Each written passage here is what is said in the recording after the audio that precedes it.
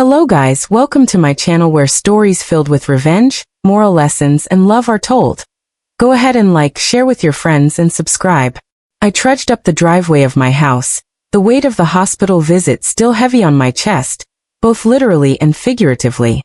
My knees ached, and my hands shook slightly as I gripped the cane I had insisted on taking with me. The smell of freshly cut grass hit me, a little comfort, but it couldn't mask the strange unease I felt as I approached the front door. Something was off. The door was slightly ajar, as though inviting me into a home that no longer belonged to me, and my heart sank. Inside, the clatter of boxes and the faint sound of laughter that wasn't welcoming made my stomach twist.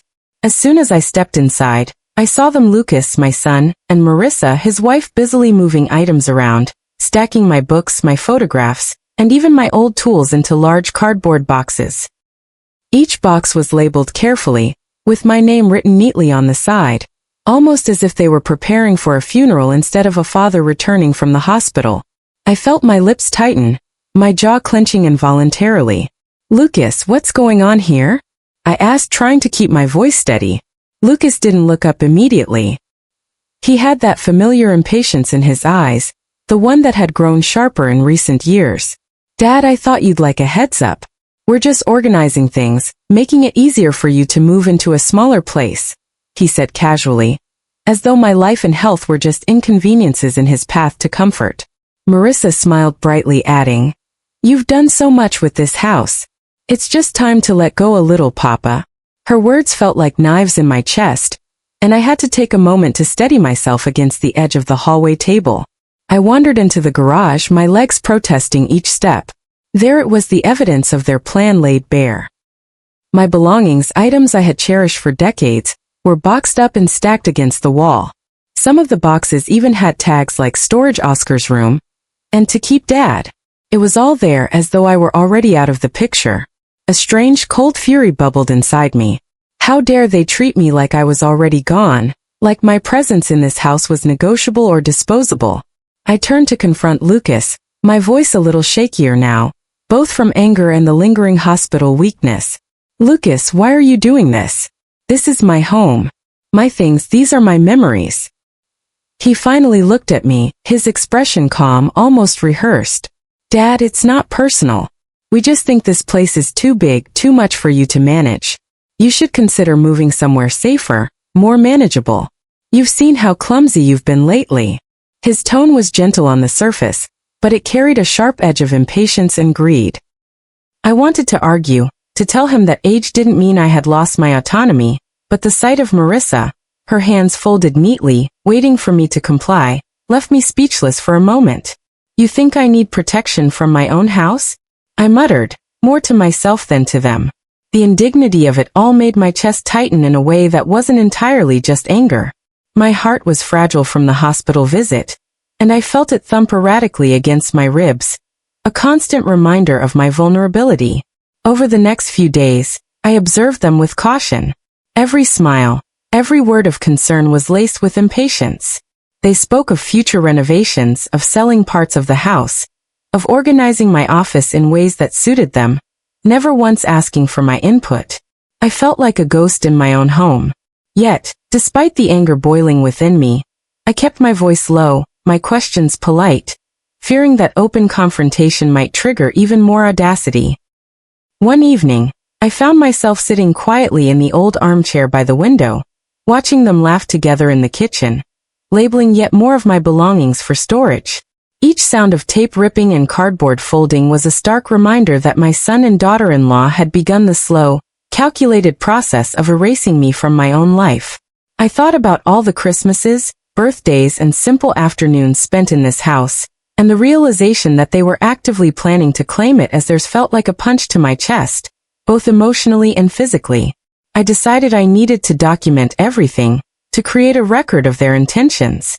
My hands trembled as I wrote notes, noting which items were moved, when they spoke about inheritance, and the cold precision in their planning. Every small gesture, every seemingly innocent comment, was fuel for the fire of suspicion growing inside me. I couldn't yet confront them openly, not without proof, and not without a plan. The tension reached its peak one morning when I returned from a routine checkup. I had asked Marissa to keep the house tidy while I recovered, but I found more boxes stacked, more of my belongings sealed away. I nearly collapsed from the sheer frustration, my chest tight with both the emotional weight and the physical strain of aging. I can't believe this, I whispered to myself, feeling the sting of betrayal as tears pricked my eyes. Lucas appeared from the hallway, his expression neutral, and said casually, "Dad, we're just helping you adjust. You'll thank us eventually." I realized then that their vision was not rooted in concern, but in control and possession. I had no illusions that the house was no longer my sanctuary but a battleground. Their smiles and reassurances were masks, hiding their true intent to speed up my transfer out and pave the way for their inheritance. I felt a cold clarity settle over me. I would not submit quietly. I would watch, I would document, and I would wait for the moment when their greed would meet consequences. Each day I moved cautiously, observing how they interacted, noting every careless boast about the house and every subtle dismissal of my autonomy. I reminded myself that despite my age and frailty, I still had agency, and that agency would be my weapon. As the days wore on, the tension in the house was palpable, an invisible web stretching tighter with each passing hour. I could almost see the outlines of their impatience, hear the whispers of entitlement that filled the rooms when I was not present. One evening as I rested in bed, I caught Marissa talking on the phone, mentioning in passing that the house would soon be all ours. Lucas was nearby, nodding as if agreeing with her plan. My blood ran cold, but I also felt a spark of determination ignite within me. They could scheme, they could laugh, but I had time and I had resolve. I would survive, I would expose them, and I would reclaim the dignity they had tried to strip away from me. The night fell heavy on the house, and I lay awake, listening to the soft creaks of the floorboards and the distant hum of the city beyond. I realized that my journey through betrayal and danger was only beginning. I would need to be patient, strategic, and unyielding. My health was fragile, but my mind was sharp, and my spirit refused to bow to their greed. Whatever came next, I knew one thing clearly. I would not be erased quietly. It began with a dull ache that slowly turned into a sharp, stabbing pain across my chest. I was sitting in the living room, trying to distract myself by reading an old newspaper, when the pressure hit me with an intensity that made my vision blur. My breath came in short, panic bursts, and I realized instantly that this was far more serious than anything I could dismiss as fatigue or stress. My hands shook as I reached for my cane, every movement sending jolts through my body. "Lucas!" I called out, my voice tight, almost strangled by the pain. I need help. Call an ambulance." My words were desperate, raw with fear, but when Lucas appeared in the doorway, his expression was unsettlingly calm, almost rehearsed, as though he had been expecting me to panic. Marissa followed closely behind him, her face a mask of concern, but I could see the hesitation in her eyes, the unspoken calculation of consequences. Lucas glanced at me, his tone casual, almost indifferent. "Dad, calm down. You don't need an ambulance. It's probably just stress. Sit still, take deep breaths." I tried to shake my head to get through to him, but I could see he wasn't worried about me. His concern was about the inconvenience I posed, the delay to their plans. Fear clawed at my throat, and I realized that I couldn't rely on him. Before I could react further, Lucas stepped toward the door, and with a quick, calculated motion, he locked it behind him. The sound of the lock clicking echoed through the room like a judge's gavel. I was trapped. My heart raced even faster, a rapid drum of panic and pain, as I realized the full extent of their betrayal. He had left me here, alone, in the middle of a medical emergency, and I felt a surge of icy dread. I tried to remain calm. Panicking wouldn't help, and despite the pain I knew I had to act. I struggled to my feet, each movement sending stabbing jolts through my chest. My legs trembled under me, and I staggered toward the window. It was a second-story window, and I gritted my teeth, refusing to give in to fear. Somehow I had to signal for help. I threw it open, leaning out as far as my trembling body allowed, and shouted with everything I had, "Help! Somebody please! I need an ambulance!" From across the street I saw Mr. Halstead, my neighbor, pause in his garden work. His eyes widened as he recognized me, calling out in alarm, "Oscar, what's going on?" Are you okay? Relief flooded me even as the chest pain remained, sharp and relentless. I shouted back, explaining that I was trapped and that my son had refused to call for help. Mr. Halstead didn't hesitate. He sprinted to his phone and dialed emergency services immediately, his voice urgent and commanding. While waiting, I could hear Lucas pacing outside the room, muttering under his breath about inconvenience and how this would complicate their plans. Marissa was nearby, looking increasingly uneasy, but still hesitant to intervene. My chest throbbed painfully with each heartbeat, a constant reminder of how close I was to disaster. I focused on breathing, counting each inhale and exhale, willing myself to stay conscious until help arrived. Minutes felt like hours, and the weight of betrayal pressed down on me like a physical force. I had spent my life raising Lucas, teaching him, guiding him, and now he was leaving me to suffer, prioritizing his greed over the life of his father. Anger flared inside me alongside fear, a strange mixture that fueled my determination. I refused to let him win, refused to become a victim of their ambition and callousness. Finally, the sound of sirens cut through the tension, sharp and merciful. Paramedics arrived, rushing into the house, assessing my condition, and immediately taking over. Lucas tried to intercept them, insisting that I could manage, that it wasn't necessary, but the paramedics' eyes, sharp and questioning, immediately noted the circumstances. They helped me onto the stretcher, and I could see the shock and disbelief on their faces as I explained, between gasps and shallow breaths, that my own son had left me to die. At the hospital, Dr. Simmons was direct but kind, explaining the seriousness of my condition and the miraculous timing of the call. My chest pains were acute, but thanks to Mr. Halstead's quick thinking, I had made it in time.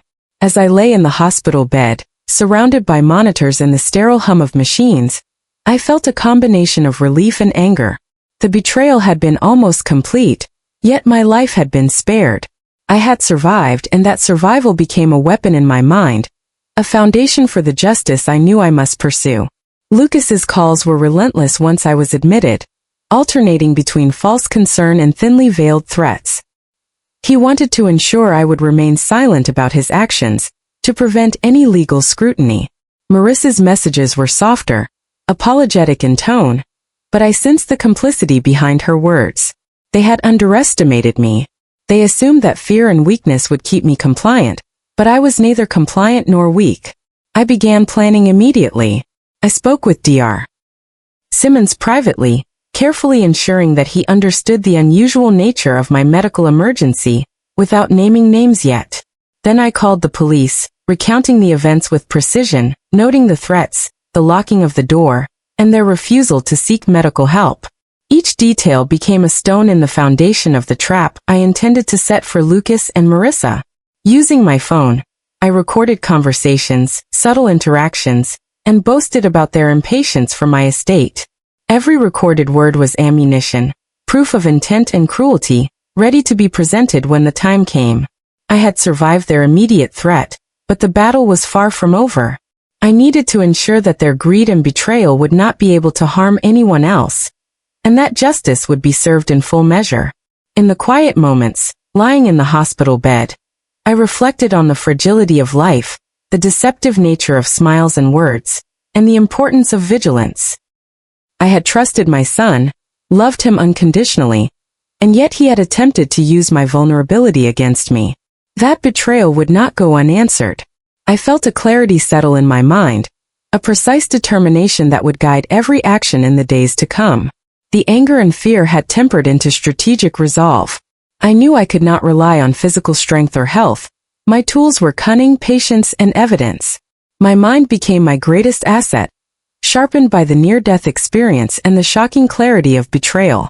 I began to craft a plan that would expose them fully, ensuring they could never manipulate or intimidate me again. I kept careful notes, detailing every interaction from the moment I returned home. I reviewed security footage where possible, collected statements from neighbors who had observed Lucas and Marissa's unusual behavior, and built a meticulous timeline. Each piece of evidence was a thread, and I was weaving it into a web from which there would be no escape. Even as I recovered physically, I remained vigilant, understanding that their greed would drive them to further acts of audacity. I knew Lucas would try to intimidate, to manipulate, and perhaps even to lie outright, but I was ready. I was prepared to counter every move, to anticipate every word, and to turn their own malice into proof for justice. The near-death experience had changed something within me. Fear no longer dominated my thoughts. It had been replaced by focus and determination.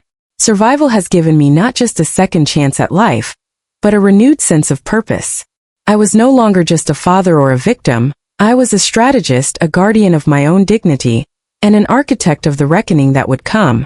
When I returned home from the hospital, the air felt heavier than before, as if the house itself knew the battles that had been waged within its walls.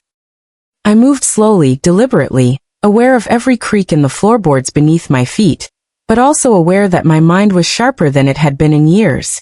Lucas and Marissa were quieter now, their earlier confidence replaced by something less certain.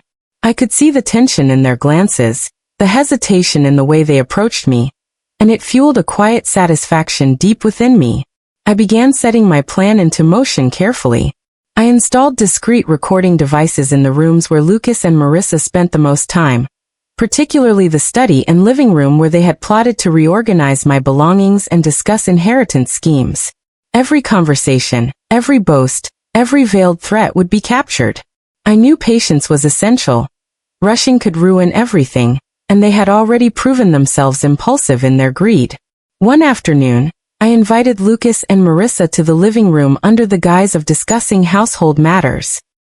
I sat in my armchair, my posture calm but authoritative, as I started speaking about preparing for the future and plans to simplify things. They exchanged subtle glances, clearly expecting compliance or perhaps some indication of weakness on my part. Instead, I let them talk freely, guiding the conversation carefully with questions that would lead them to reveal their true intentions. Lucas, with his overconfidence, began boasting about how he had everything under control, and that my health situation was manageable now that he had reorganized the house. Marissa chimed in, emphasizing that they had already made plans for me to move into a more suitable living space, hinting at all the things they would gain once I was out of the picture. I kept my expression neutral, nodding thoughtfully, all while the devices captured every incriminating word. The sense of control I felt was intoxicating. I had been wronged almost fatally, but now the balance of power was shifting. I allowed Lucas to continue, gently steering him into confessing, not realizing that his pride and greed were his undoing. Marissa, too, revealed her complicity as she encouraged him, thinking I would remain passive. Every word, every smirk, every gesture was documented, the pieces of a perfect case forming in front of me. Once I had enough evidence, I contacted the police again, providing them with recordings, detailed notes, and a full timeline of events. I watched their reactions as the officers listened, their expressions darkening as they realized the full extent of the betrayal. Lucas and Marissa's arrogance crumbled, replaced by a fear that was palpable even through the closed doors of the investigation room. I had orchestrated everything so meticulously that they could not escape accountability. With the arrest of Lucas and Marissa, a wave of relief washed over me, mingled with a bittersweet satisfaction. The knowledge that justice had been served, that their greed could no longer threaten me or anyone else, was profoundly comforting. I felt a renewed sense of dignity as I walked through my home, observing the space that had once been threatened by betrayal and greed. Every room, every corner, was now a testament to resilience and careful planning. I also took practical steps to secure my future. I revised my will completely, ensuring that Lucas would receive nothing, while leaving provisions for charitable causes and trusted friends who had supported me. The thought of Lucas trying to manipulate or intimidate me again felt distant, almost absurd, because the legal groundwork I had laid was unassailable. My life had been imperiled, but I had turned the experience into empowerment. Preparing to move into a small, assisted living community, I felt a sense of peace I hadn't experienced in years. It wasn't the size of the house that mattered, or the items within it, but the security of knowing that my autonomy was respected and my dignity intact. I could interact with neighbors, pursue hobbies, and live without the shadow of betrayal looming over me. Each step I took toward the new chapter was deliberate, a celebration of survival and foresight. I also reflected on human nature, realizing how quickly greed can cloud judgment and destroy familial bonds. I had loved Lucas unconditionally, nurtured him, and yet he had almost let that love become my undoing. The lesson was clear. Vigilance and self-respect are essential, even when dealing with those closest to you. I resolved to cultivate connections built on mutual respect and genuine care, leaving behind those who had proven toxic. Though I understood now that justice was not always immediate or obvious, but with careful observation, patience, and strategy, it could be achieved. I had survived not only a medical emergency, but also the treachery of those I had trusted most. That survival became both a story of resilience and a moral lesson I intended to carry forward. In the quiet evenings, I would sit by my new window in the assisted living community, watching the city lights flicker and reflecting on the journey that had brought me here. I had been betrayed, nearly left to die, but I had emerged victorious. The fear, anger, and frustration had transformed into wisdom and measured strength. I had reclaimed my life, my dignity, and my peace. Lucas and Marissa's downfall was complete. They faced the consequences of their actions legally, socially, and emotionally. Friends and neighbors who had known of their scheming looked upon them with disbelief and caution, while I was surrounded by those who respected my fortitude. The reversal of fortune was not sudden but meticulous, a direct result of careful observation, patience, and unwavering determination. I realized that life's trials, even when orchestrated by betrayal, could become sources of empowerment. I had survived the intent to harm me, documented it, and turned it into an instrument of justice. My home had been threatened, my trust violated, yet I had navigated every challenge with clarity and purpose. The experience had taught me the importance of vigilance, patience, and the ability to turn vulnerability into strength. As I settled into this new chapter, I felt a profound sense of accomplishment. The house that had once been the scene of near tragedy was sold, providing financial stability, and I had moved into a space where my autonomy and safety were preserved. The physical freedom and emotional liberation combined to create a life I could finally control without fear. Even as I looked forward, I carried with me the lessons of betrayal and justice. Human greed can be insidious, but careful attention, strategic action, and moral courage can transform adversity into triumph. I had not only survived but also created a legacy of resilience and wisdom, showing that even in the darkest moments, determination and foresight could lead to redemption. My story became one of empowerment, a cautionary tale for those who underestimate the depth of resolve in someone who has been wronged. The emotional journey, from fear to calculated action to ultimate freedom, demonstrated that survival is only part of the story. True victory lies in restoring dignity and securing justice.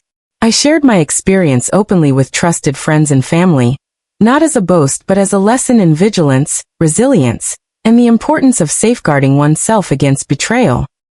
My near death and the treachery of those I loved became a testament to the human spirit's capacity to endure, to adapt, and to triumph over greed and cruelty. As I reflect on the entire ordeal, I am filled with gratitude for life, for clarity, and for the ability to act decisively. The threat is gone, the wrongdoers have faced consequences, and I have stepped into a life where my choices are respected and my well-being prioritized. That peace, born from struggle and careful strategy, is my ultimate reward. Moral lesson. Life often places us in situations where trust is betrayed and intentions are hidden behind smiles. In these moments, survival is not just about physical endurance but about mental clarity, patience, and strategic action. When faced with deceit, it is vital to observe, document, and plan before reacting, turning vulnerability into a source of strength. Betrayal, while painful, can reveal the true character of those around us and teach us to safeguard our dignity. Justice may not arrive instantly, but careful preparation and courage can ensure that wrongs are addressed and accountability is established. Emotional resilience is cultivated by enduring hardship, transforming fear into wisdom, and remaining steadfast in the pursuit of fairness. True empowerment comes from reclaiming autonomy, learning from adversity, and acting decisively to protect oneself and others. Even when life's challenges are orchestrated by those closest to us, We have the power to transform betrayal into triumph, ensuring that our future is secure, our peace restored, and our legacy defined by courage, foresight, and moral integrity.